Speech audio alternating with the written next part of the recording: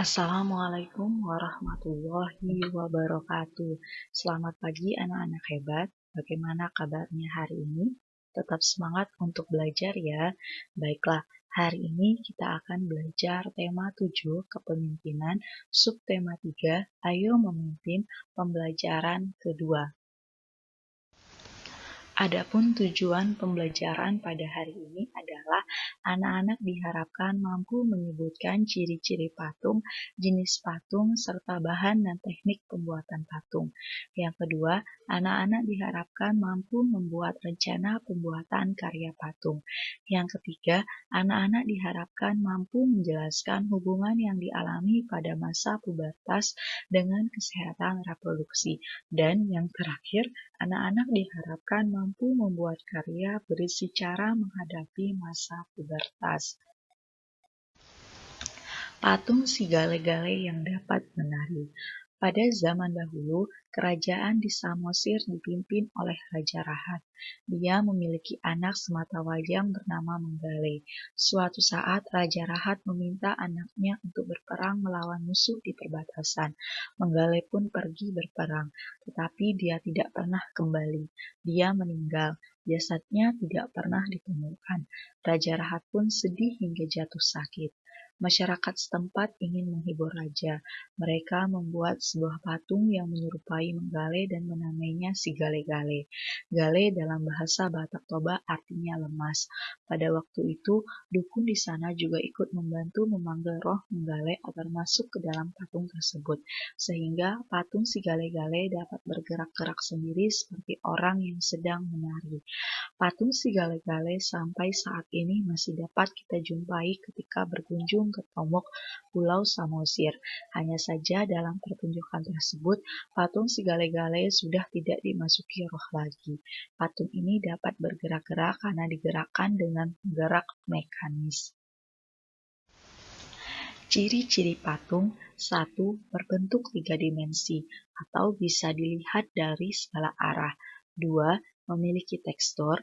3. Memiliki warna. 4. Memiliki bentuk.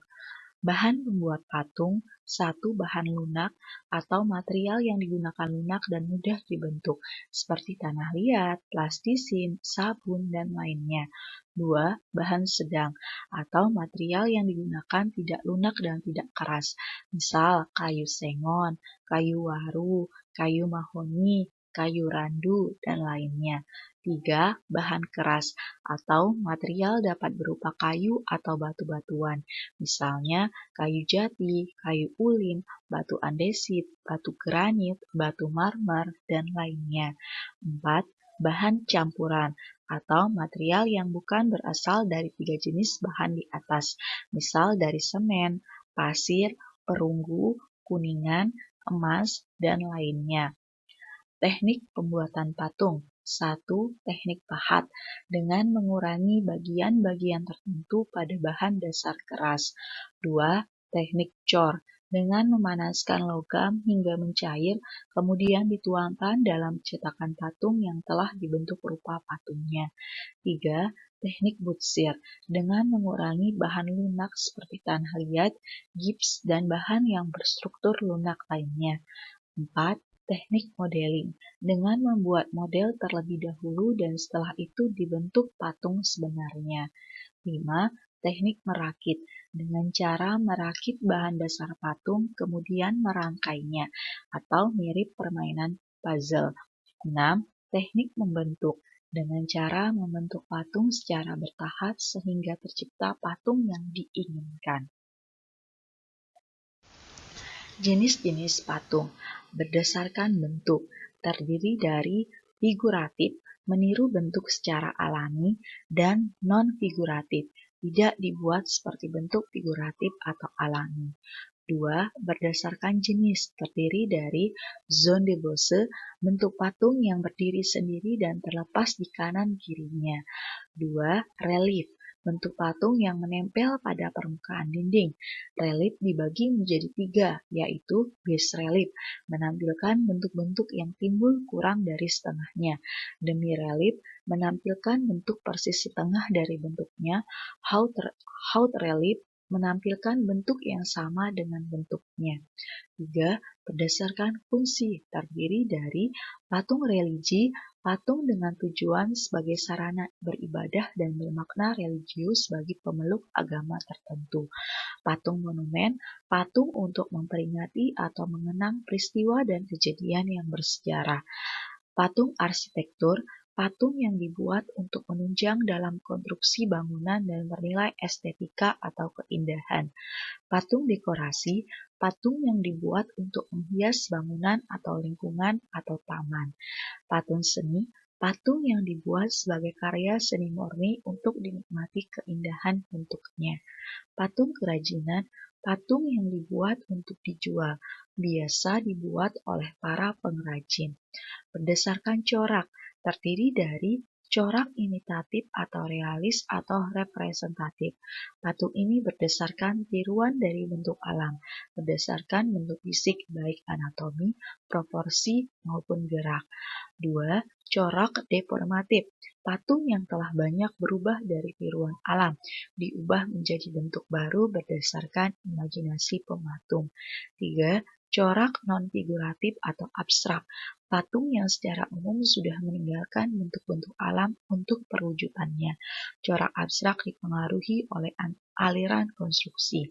Patung dipandang sebagai bentuk konstruksi, yaitu besi, kayu, plat, plastik, kawat, dan lain-lain. Perubahan pada masa pubertas.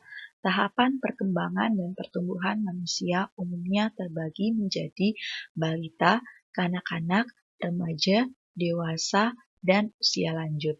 Masa remaja merupakan peralihan dari masa anak-anak menuju masa dewasa. Pada awal masa remaja, kita mengalami masa pubertas. Pada masa ini terjadi perubahan pada tubuh, baik yang terlihat maupun tidak. Di dalam tubuh, hormon reproduksi mulai dihasilkan. Pada perempuan, hormon ini akan mengakibatkan sel telur matang. Pada laki-laki, hormon reproduksi akan mengakibatkan tubuh memproduksi sel sperma. Jika sel telur dan sel sperma bertemu, dapat terjadi pembuahan dan tumbuh menjadi bayi.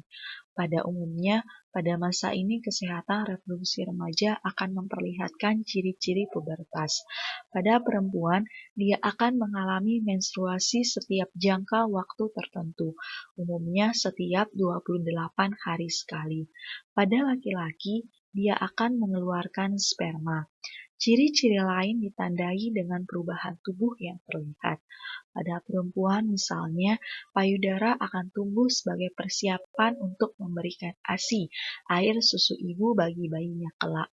Pada laki-laki, otot-otot tubuhnya berkembang lebih besar dan kuat sehingga diharapkan laki-laki lebih kuat secara fisik untuk melindungi keluarganya. Persiapan menghadapi masa pubertas. 1. Selalu mendekatkan diri kepada Tuhan Yang Maha Esa. 2. Mencari informasi dan berdiskusi dengan orang yang mengerti. 3. Berpikir dan bertindak secara positif. 4. Banyak membaca buku pengetahuan. 5. Pilih teman atau pergaulan yang baik. 6. Mengembangkan bakat dan hobi. Sekian materi pembelajaran pada hari ini. Semoga bermanfaat bagi kalian dan dapat kalian pahami. Akhir kata, Ibu ucapkan terima kasih. Wassalamualaikum warahmatullahi wabarakatuh.